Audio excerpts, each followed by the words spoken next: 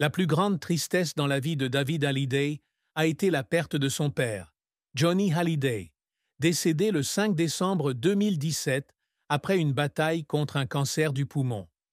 Johnny n'était pas seulement un père, mais aussi une icône musicale française, une personne qui a eu une profonde influence sur la carrière et la vie de David. Bien que la relation entre le père et le fils n'ait pas toujours été harmonieuse, en raison des tournées constamment chargées de Johnny et de sa vie personnelle compliquée, David a toujours admiré son père et aspirait à être plus proche. Le décès de Johnny, alors que David avait 51 ans, a laissé un vide qui ne pouvait être comblé. Il se souvient encore du moment où il a reçu la nouvelle de la mort de son père, alors qu'il était au studio d'enregistrement à Paris. Il était assis tranquillement, regardant la guitare que Johnny lui avait donnée et laissant les larmes couler sur son visage, non seulement à cause de la perte de son père, mais aussi à cause du sentiment qu'il n'avait jamais assez de temps pour dire tout ce qu'il voulait dire. Dans son autobiographie Meilleur album, 2020, David écrit « J'ai perdu mon père, mais j'ai aussi perdu la chance de le comprendre pleinement.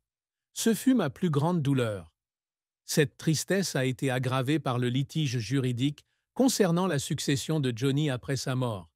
Johnny a laissé l'essentiel de sa succession à sa défunte épouse, Laetitia Hallyday, et à leurs enfants adoptifs, Jade et Joy, laissant David et sa sœur Laura Smith dévastés. David ne s'est pas battu pour la succession à cause de l'argent, mais parce qu'il estimait que le testament le privait de sa relation avec son père. La bataille juridique a duré des années, attirant l'attention des médias et portant préjudice à la famille Hallyday. Il y avait des nuits où David était assis seul dans sa maison de Lisbonne, relisant des articles négatifs et pleurant, non pas de colère, mais de douleur de voir sa famille déchirée. Bien que lui et Laura aient finalement accepté Laetitia en 2020, les cicatrices de l'événement demeurent, le laissant se demander ce qu'il aurait pu faire d'autre pour préserver le lien de sa famille. Une autre tristesse était la pression de vivre dans l'ombre de ses parents, Johnny Hallyday et Sylvie Vartan, deux icônes musicales françaises. En tant que fils, David était souvent comparé à ses parents et de nombreux critiques estimaient qu'il ne pourrait jamais atteindre leur stature. Ces critiques, bien que pas tout à fait justes, l'ont amené à se remettre en question et, dans ses moments privés, il pleurait sur le sentiment de ne jamais être assez bon aux yeux du public. Cette tristesse, bien que cachée sous son extérieur fort, est une partie indissociable de son cheminement vers l'affirmation de soi. La carrière de David Hallyday est un voyage qui s'étend sur plus de 4 décennies. D'un garçon jouant de la musique dans sa chambre, à un artiste aux multiples talents avec de nombreux rôles, chanteur, auteur-compositeur, compositeur et pilote de courses automobiles. Avec des dizaines d'albums, des centaines de concerts et des contributions significatives à la musique et au cinéma français, il a laissé son empreinte malgré la pression constante de l'ombre de ses parents. David a commencé sa carrière musicale très jeune, influencé par ses parents et l'environnement artistique qui l'entourait. À l'âge de 13 ans, il compose ses premières chansons, joue de la guitare et de la batterie dans des groupes d'adolescents. En 1987, à l'âge de 21 ans, il sort son premier album, True Cool, avec le single He's My Girl, atteignant le top 10 en France. L'album, enregistré en anglais, met en valeur le style rock-pop de David, combinant des influences de Johnny Hallyday et de groupes américains tels que The Police. Le succès de True Cool a aidé David à s'établir comme plus que le simple fils de Johnny Hallyday, mais comme un artiste indépendant.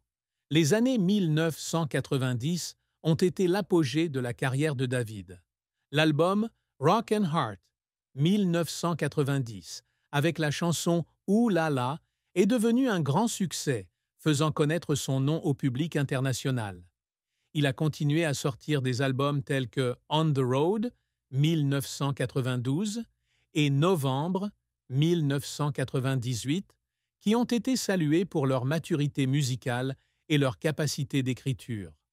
Un événement mémorable fut le concert à l'Olympia de Paris en 1994, où David se produisit devant des milliers de spectateurs avec la participation surprise de sa mère, Sylvie Vartan, sur scène.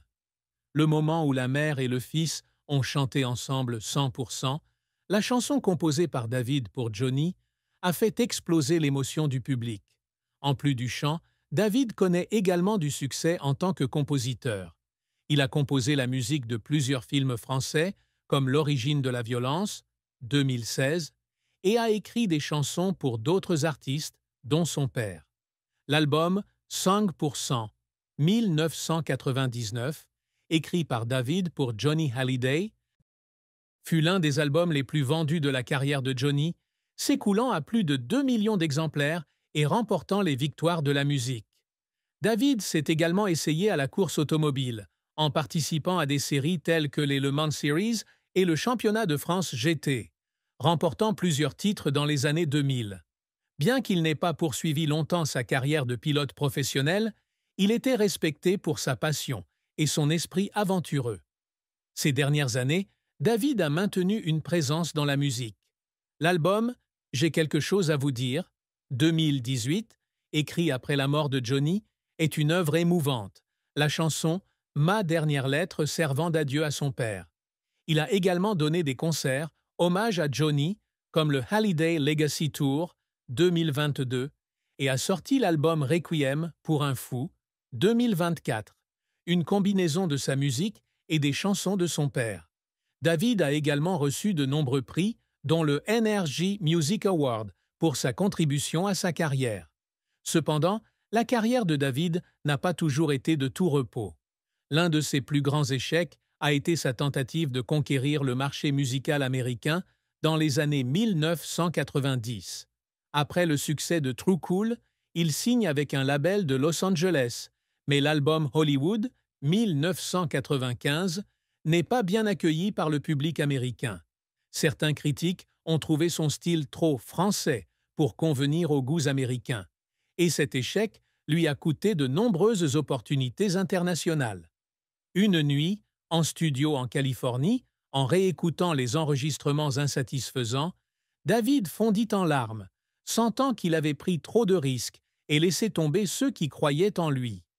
Un autre revers fut une période de crise personnelle dans les années 2000, lorsqu'il fut confronté à la pression de devoir concilier musique, course et famille. Il y a eu des moments où il était épuisé par son emploi du temps chargé, ce qui a conduit à l'annulation de plusieurs concerts. Certains articles le qualifient de « héritier raté » de Johnny Hallyday, le plongeant dans une crise de confiance. Une nuit pluvieuse à Paris, il était assis seul dans son appartement, lisant des articles négatifs et pleurant, se demandant s'il pourrait continuer sa carrière. David a également fait face à des controverses concernant sa vie personnelle, notamment lorsqu'il a été soumis à l'examen des médias au sujet de ses relations personnelles et de sa bataille juridique avec Laetitia Hallyday. Certains téléspectateurs lui ont tourné le dos, affirmant qu'il exploitait la mort de son père pour attirer l'attention. Ces critiques le blessaient, et il y avait des moments où il voulait tout abandonner et vivre une vie privée. Cependant, le soutien de sa famille et de ses fans l'a aidé à surmonter cette épreuve. Les efforts de David dans sa carrière étaient souvent accompagnés de larmes, reflétant son dévouement et sa passion. À ses débuts, il devait s'entraîner pendant des heures chaque jour pour perfectionner ses compétences musicales et de composition, restant souvent éveillé tard dans le studio de ses parents. Il y avait des nuits où il pleurait d'épuisement et d'inquiétude de ne jamais pouvoir échapper à l'ombre de Johnny et Sylvie. Mais à chaque fois, il se souvient de son rêve, créer une musique qui a du sens.